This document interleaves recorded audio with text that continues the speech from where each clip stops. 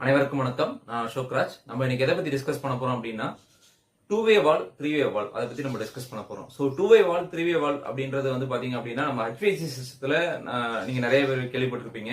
அது வந்து ஏஹெச் சைட்லயோ இல்லைன்னா ஃபேன் காயில் யூனிட் சைட்லயோ இல்லைன்னா வந்து ஒரு சீலிங் சஸ்பெண்டட் யூனிட்லயோ ஸோ யூஸ் பண்ணியிருப்பாங்க. ஸோ அந்த டூ வே வால், த்ரீ வே வால் எதுக்கு ஜென்ரல் அப்படின்னு வந்து பாத்தீங்க அப்படின்னா, அது உங்களுடைய வாட்டர் ஃப்ளோவை வந்து கண்ட்ரோல் பண்றதுக்கு. அதாவது வாட்டர் ஃப்ளோ அப்படின்றது உங்க யூனிட்டுக்கு உள்ள இன்டேக் பண்ணி உங்க யூனிட்டுக்கு வாட்டர் ஃப்ளோ வந்து எவ்வளவு போகணும், எவ்வளவு நேரத்துல எவ்வளவு தேவை, எவ்வளவு ஜிபிஎம் வேணும், அதை வந்து நீங்க கண்ட்ரோல் பண்றதுக்கு தான் வந்து பாத்தீங்க அப்படின்னா உங்களுக்கு அந்த டூ வே வால், த்ரீ வால் யூஸ் ஆகுது. ஸோ ஜென்ரலா ஒரு சின்ன ஒரு பிளாக் டயக்ராம் போட்டிருக்கேன்.